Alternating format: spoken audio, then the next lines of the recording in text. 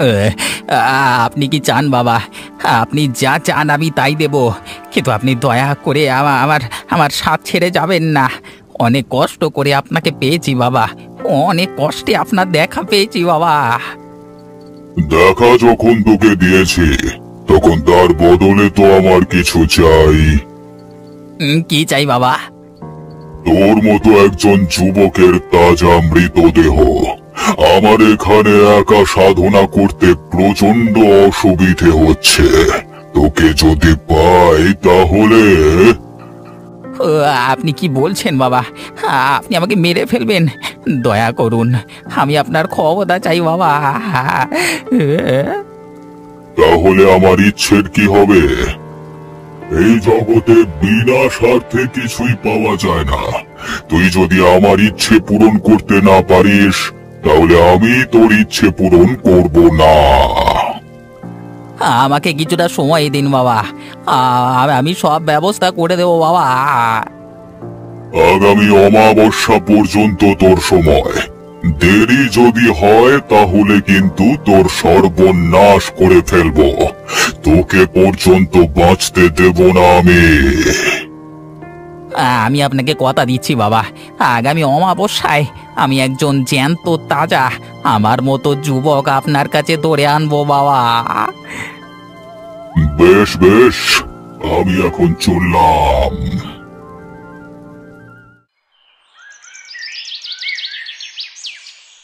মায়ের সাথে দুদিন ধরে ঝগড়া হয়েই চলেছে। আমাকে কিছুতেই ঘরের বাইরে বের হতে দেবে না, আর আমিও ছাড়ব না। সুমিতার সাথে একটু বেড়াতে যাব বলেছি, তাতেও দোষ। তুমি কি ভেবেছো বলো তো মা? আমি কি বড় হইনি? এখনো তুমি আমার ভালো মন্দের দিকটায় হস্তক্ষেপ করবে? ওরে পাগল, তোকে আমি ভালোর জন্যই বলছি। সুমিত লোকটাকে আমার খুব একটা ভালো লাগে না, তাই জন্যই তোকে আমি ওর সাথে যেতে বারণ করছি। আমি তো সুমিতদার মধ্যে কোনো রকম খারাপ কিছু দেখতে পাই না। আমার সাথে তো কত ভালোভাবে মেশে, তুমি শুধু শুধু ওকে সন্দেহ করো। ছেলেটাকে আমার একদম ভালো লাগে না। সারা দিন একা একা ঘরের মধ্যে থেকে যে কি করে কে জানে। শুনেছি নাকি তার খারাপ ধান্দা আছে। তোকে যদি জড়িয়ে দেয় তার মধ্যে, এক্ষুনি যদি থানা পুলিশ হয়। উফ মা, তুমি পারো বটে। আমি এতদিন ধরে মিশে আসছি, আমি পর্যন্ত জানলাম না ওর খারাপ ধান্দার কথা, আর তুমি জেনে গেলে? তোমরা গ্রামের মানুষেরা পারো বটে, এই জন্য তোমাদের কোনো উন্নতি নেই। তাতেও তুই যাবি না, তোকে আমি বারণ করে দিলাম। আমার কথা যদি না শুনিস তাহলে কিন্তু।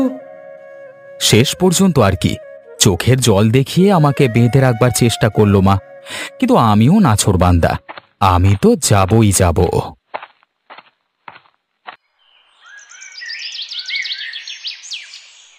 সেদিন বিকেলবেলায় আমি সুমিতদাকে মায়ের সমস্ত কথা খুলে বললাম। কেন, তুই কি বড় হসনি নাকি? তোর মা এখনো তোকে যেতে বারণ করছে কেন কোথাও? আর বলো না, মায়ের সন্দেহ তুমি কোনো খারাপ কাজের সঙ্গে যুক্ত আছো। তুমি আমাকে তোমার সাথে করে নিয়ে গেলে আমার ক্ষতি করে দেবে। সত্যি এদের চিন্তা ভাবনা কোন দিকে যায়, মাঝে মাঝে আমি অবাক হয়ে যাই। আরে তোর মতো যুবক ছেলে যদি বাইরে না বের হয় তাহলে আর কে বের হবে বল দেখি?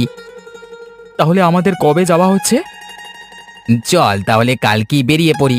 কালকে অমাবস্যার রাত, আর যেখানে যাচ্ছি সেখানে একটা পুরনো বাড়ি আছে। তার ছাদ থেকে আকাশে তারা দেখতে যা লাগে না, আরে একবার দেখলে ভুলতে পারবি না। মানে দাদা, ভূত নাই তো? আরে না রে পাগল, ভূত কোথায় পাবি? আমি তো এতদিন যাওয়া আসা করছি, এখন একজন সাথী না হলে হয় না, বুঝলি?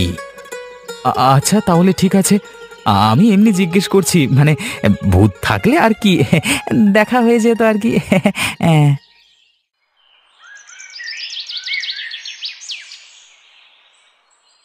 কিরে, কেমন লাগছে বল? এখানে আসা তাহলে সার্থক হলো তো? তুমি একটা কথা বলো দাদা, এই পুরনো বাড়ির মধ্যে তুমি একা এসে থাকতে? হ্যাঁ থাকতাম, তাতে কি হয়েছে? আমি সত্যি ভেবে অবাক হচ্ছি, তোমার এক বিন্দু ভয় করতো না? ওরে পাগল, একা থাকতে আবার ভয় কিসের? ওরে মানুষেরাই মানুষের ক্ষতি করে, জানিস তো। আসলে তোর বয়সটা অতটা নয় তো, তাই হয়তো বুঝছিস না। তা তুমি ঠিকই বলেছ। কিছুক্ষণ এটা ওটা কথা বলবার পর আমরা দুজনেই চুপ করে রইলাম। তারপর হঠাৎ এক সময় সুমিত্রা আমাকে বলল, আচ্ছা, তুই ভূত দেখবি বলছিলিস না, সাহস আছে কি তোর? তাহলে ভূত দেখাতে নিয়ে যেতাম। বলো কি দাদা, ভূত দেখাতে নিয়ে যাবে মানে? মানে তুমি কি মানে সত্যি কি এখানে ভূত আছে? ভূত বাবাজি এখনো সেখানে আছে নাকি বলতে পারবো না, তবে আমি একবার দেখেছিলাম। ভয়ের কিছু নেই, সেই ভূত ক্ষতি কিছু করে না। এখানে এসেছি যখন, তাহলে চলো, মনের ইচ্ছাটা পূরণ করিই নি। এবার তোমাকে কে বাঁচাবে বাবাজি? তোমাকে তো মরতেই হবে, আর তোমাকে কেউ বাঁচাতে পারবে না।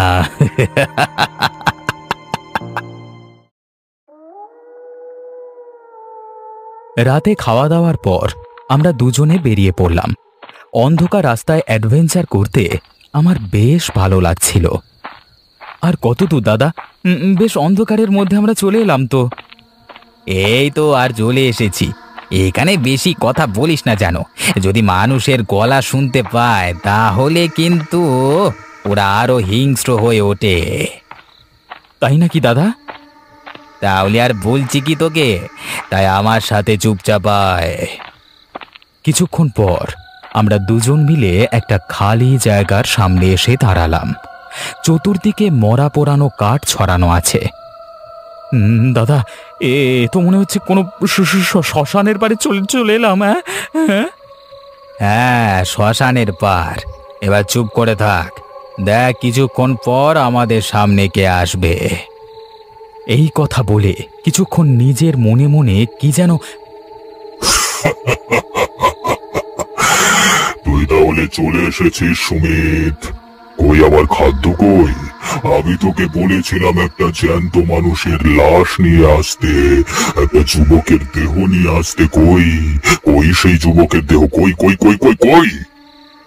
এই যে বাবা আমার পাশে দাঁড়িয়ে আছে, ওকে আপনি নিয়ে যান। আমি অনেক কষ্ট করে বোকা বানিয়ে ওকে এখান পর্যন্ত মানে এনে পৌঁছেছি। ওকে নিয়ে যান, এখান থেকে নিয়ে যান। এইসব কথা শুনে ভয়ে আমার বুকটা ধড়াস করে উঠল। সুমিতা এসব কি বলছে? আমাকে ধরে এনেছে ওই ভূতের হাতে দিয়ে দেবে বলে? বেশি দেরি করবেন না, আপনার কাজ আপনি মিটিয়ে নিন, আমি এখন চললাম। দয়া করো, আমাকে একা ফেলে চলে যেও না দাদা, আমাকে একটু দয়া করো দাদা। কিন্তু সুমিতদা আমার কোনো কথা শুনল না। অন্ধকারের মধ্যে দৌড়ে কোথায় যেন হারিয়ে গেল। আমি একা হন্যে হয়ে বাঁচবার জন্য চিৎকার করতে লাগলাম, বাঁচাও আমাকে, দয়া করে বাঁচাও আমাকে, বাঁচাও কেউ।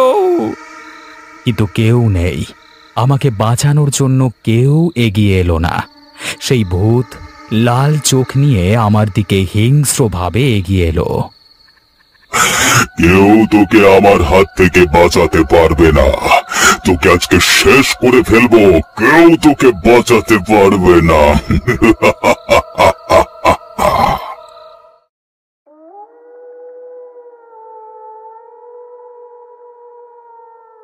আমার জ্ঞান যখন ফিরল, আমার মুখের সামনে এক অপরিচিত মানুষকে দেখতে পেলাম।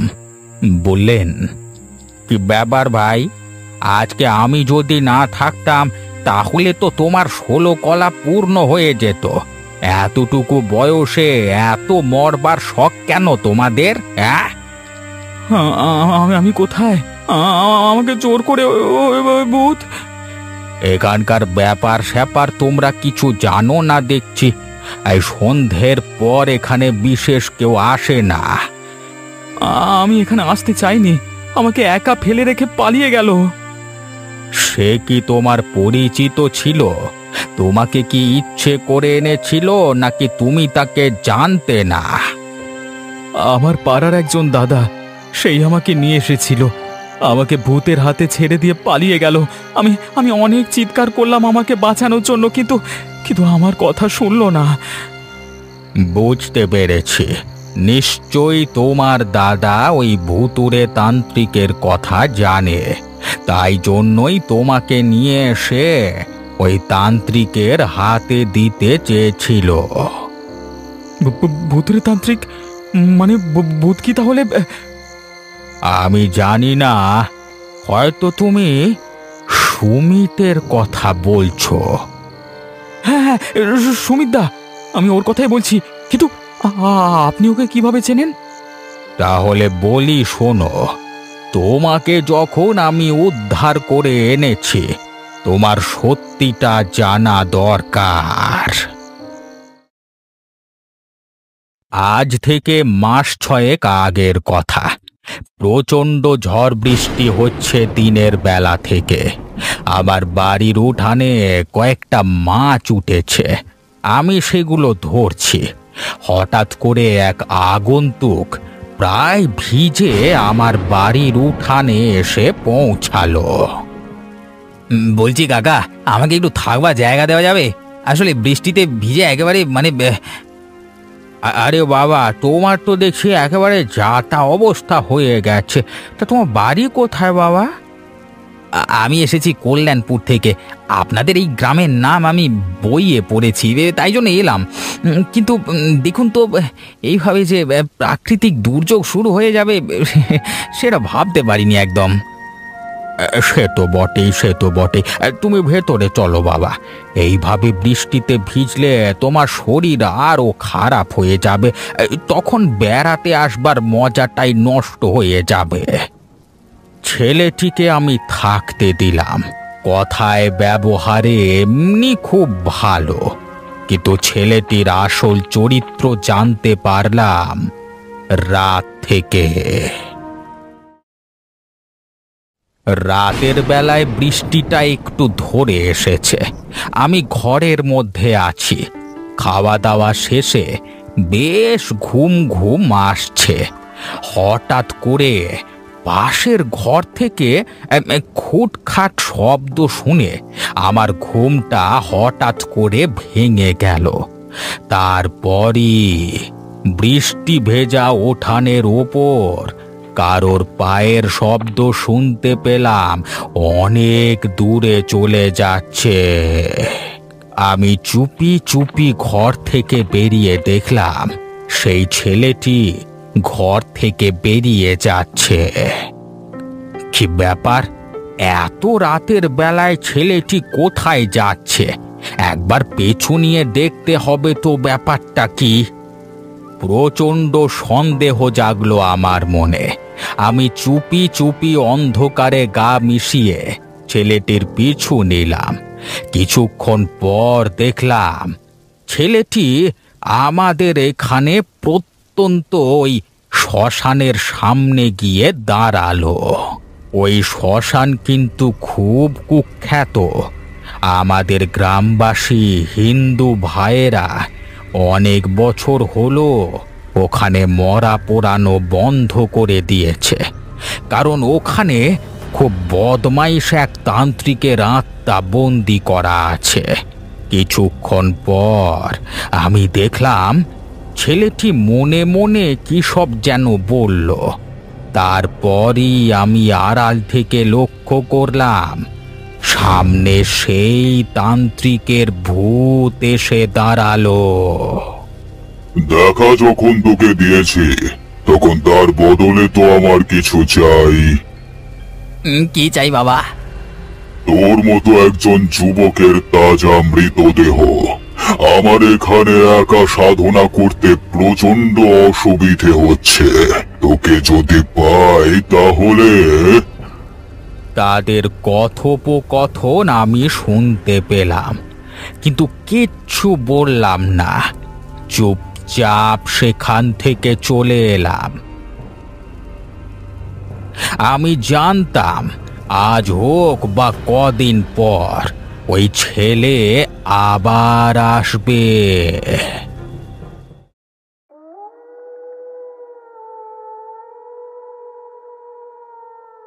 কিন্তু চাচা, তাহলে কি কোনো উপায় নেই? তান্ত্রিককে ওখান থেকে সারা জীবনের মতো কি? না, কোনো উপায় নেই। তাই জন্যই তো ওখানে যাওয়া সকলের বারণ। কিন্তু তোমার দাদার মনে যে কুকার্য ঢুকেছে সেটা সে করেই তবে দম নেবে। তাহলে আপনি আমাকে বাঁচালেন কিভাবে? আমার কথা শুনে রহিম কাকা চুপ করে রইলেন। আবার আমি জিজ্ঞাসা করলাম, দেখুন, চুপ করে থাকবেন না, আপনি বলুন আমাকে কিভাবে বাঁচালেন? ওই তান্ত্রিক আমার সামনে কোনো ক্ষতি করবে না কারোর। তার মানে ওকে আটকানোর ক্ষমতা আপনার আছে, কিন্তু কিভাবে আপনি আমাকে বলুন।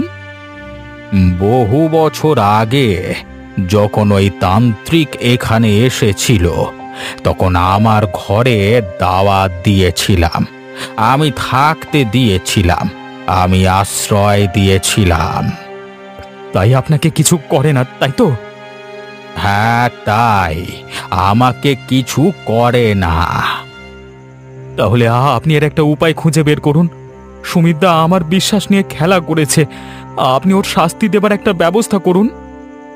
আমি মনে করলে সুমিতকে ওই তান্ত্রিকের হাতেই হত্যা করাতে পারি, কিন্তু ওর পরিবারের লোক। ওর পরিবারে কেউ নেই, সম্পূর্ণ একা। আমাদের গ্রামের লোকেরা ওকে খুব একটা দেখতে পারে না, এমনকি আমার মা পর্যন্ত ওর সাথে আসতে বারণ করেছিল, কিন্তু আমি মায়ের কথা শুনিনি। বুঝতে পেরেছি, তাহলে একটা উপায় বের করতে হবে।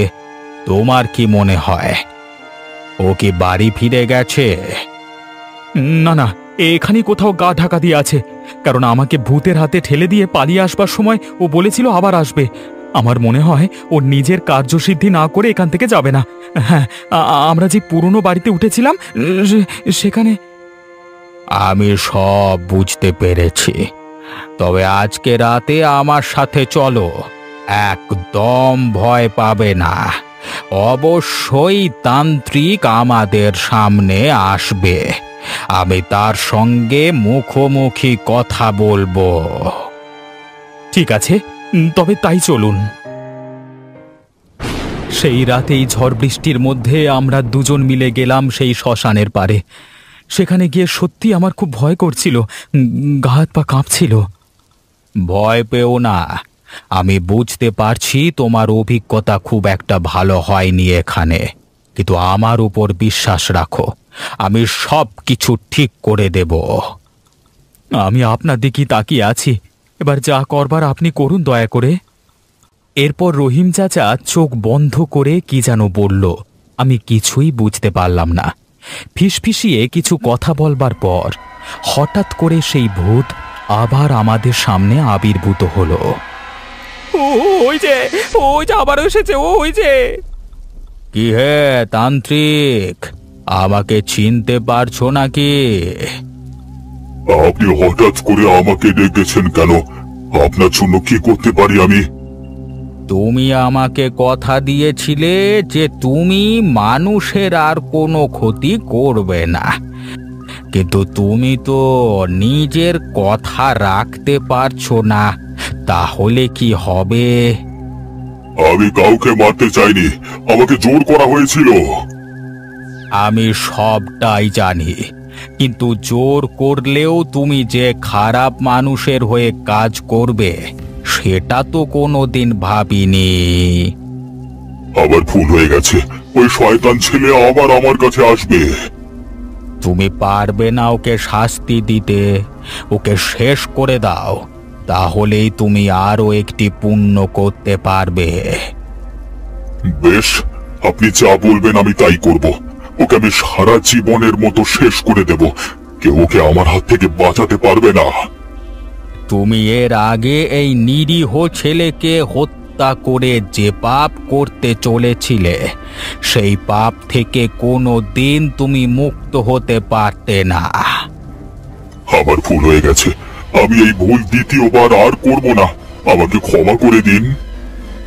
আমার কাছে ক্ষমা চেয়ে লাভ নেই, ওই ছেলেকে শাস্তি দাও যে তোমাকে ব্যবহার করবার চেষ্টা করেছে।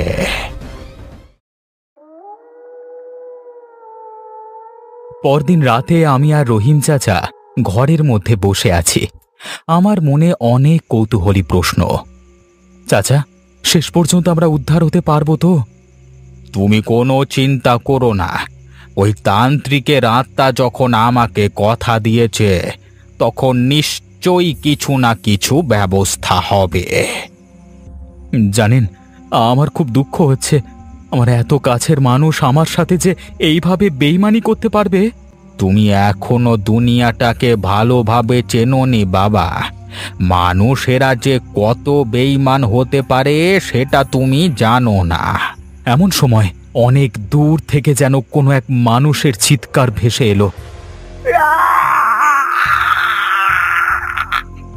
তার কিছুক্ষণ পরেই আমাদের ঘরের দরজায় টোকা।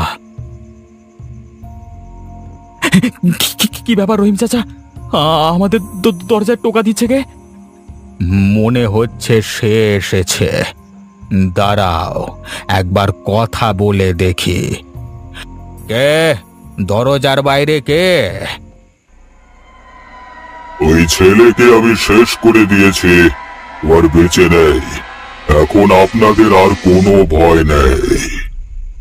ঠিক আছে, আর কোনো দিন কারোর প্ররোচনায় পা দেবে না। তুমি এখান থেকে এসো। তারপরেই আমার গা ছমছমে ভাবটা এক নিমেষে কমে চলে এলো। আমি বুঝতে পারলাম সে ভয়ানক তান্ত্রিক সেখান থেকে চলে গেছে। এই ঘটনার পর 12টা বছর কেটে গেছে। আমার বয়সটাও বেড়েছে। এখনো মাঝে মাঝে ঝড়ের রাতে এসে এসব কথা মনে পড়লে আমার গা শিউরে ওঠে। কিভাবে যে সেদিন বেঁচে গেলাম। ঘরের খাটে শুয়ে এসব ভাবছি, এমন সময় হঠাৎ ও ঘর থেকে মায়ের চিৎকার ভেসে এলো। বাঁচাও, আমাকে বাঁচাও! ওরে বাবারে, আমাকে মেরে ফেললো! আমাকে বাঁচা!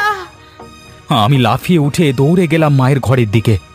ঘরের ভেতরে ঢুকেই দেখলাম চোখ দুটো বড় বড় করে মা ঘরের এক কোণে বসে আছে, দৃষ্টিটা জানালার দিকে। কি হলো মা, তুমি এভাবে চিৎকার করে উঠলে কেন? কি হয়েছে তোমার? কিছু কি দেখেছো তুমি? হ্যাঁ, লাল চোখ, ওই ওই জানলার ওপার থেকে হাত বাড়িয়ে আমার গলা টিপে ধরেছিল। সে কি? কে হাত বাড়াচ্ছিল জানালার ওপাশ থেকে? তুমি কি ঠিক দেখেছিলে মা? আমি মিথ্যে কথা বলছি না রে বাবা, আমার মনে হলো যেন যেন সুমিত। কথাটা শুনেই আমার মাথাটা ঘুরে উঠল। সুমিতটা কোথা থেকে আসবে? সে তো কবেই হলো মারা গেছে।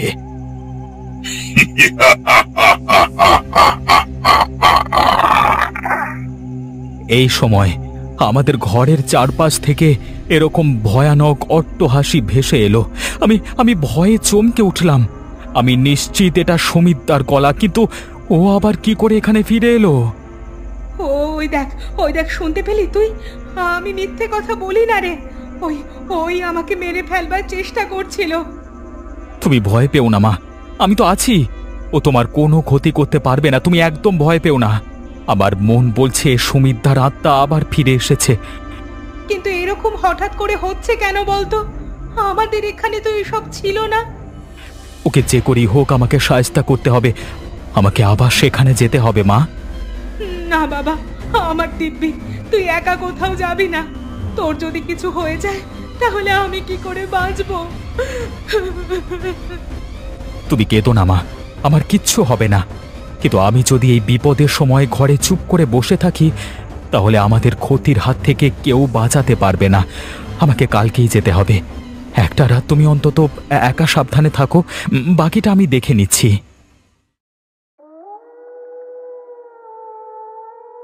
পরদিন রাতেই আমি আবার চলে গেলাম আমার 12 বছর আগে আসা সেই জায়গায়। রহিম চাচা কবেই গত হয়েছেন। সেদিন তিনি ছিলেন বলে আমি উদ্ধার হয়েছিলাম। আজকে আমি সম্পূর্ণ একা। বেশ কিছুক্ষণ পর অন্ধকারে হাঁটতে হাঁটতে আমি সেই শ্মশানের সামনে চলে এলাম এবং চলে এসেই সামনের দৃশ্য দেখে ভয়ে আমার শিরদাঁড়া দিয়ে ঠান্ডা স্রোত বয়ে গেল। আমি দেখলাম সুমিত্রার ভূত সেই ভৌতিক তান্ত্রিককে সামনে রেখে পুজো করে তাকে খুশি করবার চেষ্টা করছে। বাবা, এবার অন্তত আমার কথা শুনুন বাবা, আমাকে ক্ষমতা দিন। আমার চিরশত্রুদের আমি শেষ করে আমি সারা জীবনের মতো পৃথিবী থেকে চলে যাব। তুই মরে কেউ আমার পেছু ছাড়লি না, আমাকে আবার জাগ্রত করে ছাড়লি। বল তুই কি চাস? আমি বুঝতে পেরেছি তোর ইচ্ছে যদি আমি পূরণ করতে না পারি তাহলে আমার মুক্তি নেই। আমি দেখলাম বিপদ। সুমিতদা যদি নিজের কুবুদ্ধির কথা খুলে বলে আর যদি তান্ত্রিকের ভূত সেই কথা শুনে নেয় তাহলেই বিপদ।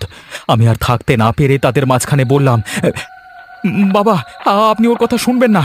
আপনি কি ভুলে গেছেন রহিম চাচা আপনাকে কি আদেশ দিয়েছিল? আপনি যদি পাপ করতে না চান আর যদি বন্দি দশা থেকে মুক্তি পেতে চান তাহলে ওই শয়তানের কথা আপনি শুনবেন না। ব্যাস, এতটুকু বলবার পরেই সুমিতের জ্বলন্ত দৃষ্টি আমার উপর এসে পড়ল। ভয়ানক হাসি হেসে বলল, তুই কি ভাবলি তুই আমার হাত থেকে বেঁচে যাবি? প্রথমে তোর মাকে শেষ করব আজকে রাতে, তারপর তোকে শেষ করব। তোর জন্য আমার জীবন শেষ হয়েছে রে। তুমি এত পাপী যে তুমি এখনো মৃত্যুর পর এখানে ঘুরে বেড়াচ্ছ। তোমার মুক্তি সারা জীবনেও হবে না। তোমার সাথে যে থাকবে তারও এই একই অবস্থা হবে। তবে রে বেটা, তান্ত্রিক বাবার কান ভাঙানোর চেষ্টা করছিস? তবে তোকে আজকে এখানে মেরে ফেলবো আমি। তুমি ঠিকই বলেছ আদর্শ। রহিম চাচা আমাকে যে আদেশ দিয়ে গিয়েছিল তা আমি অমান্য করতে পারবো না। উনি সব সময় আমার ভালো চাইতেন, আর এই বিদেহী আত্মাকে আমি সারা জীবনের মতো আটকে রাখবার ব্যবস্থা করছি। এতটুকু কথা বলবার পরেই সুমিতদার ভূত আমাকে মারবার জন্য হিংস্রভাবে এগিয়ে এলো আমার দিকে। কিন্তু আমাকে ধরবার আগেই তান্ত্রিক বাবার আত্মা তার গলা টিপে ধরল। ছেড়ে দাও, আমাকে ছেড়ে দাও। আমি তোমাকে জাগ্রত করেছি, আমাকে ছেড়ে দাও, জাগ্রত করেছি। তোকে আর ছেড়ে দেওয়া যাবে না। এইবারে তোর একটা নিষ্পত্তি প্রয়োজন। এই কথা বলবার পরে তান্ত্রিক বাবার ভূত সুমিতদাকে গিলে খেতে শুরু করলো।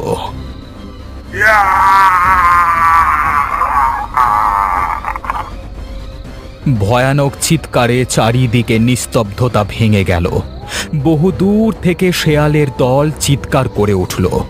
সবকিছু শেষ হয়ে যাবার পর তান্ত্রিক বাবা আমার দিকে তাকিয়ে বললেন, তুমি বাড়ি চলে যাও।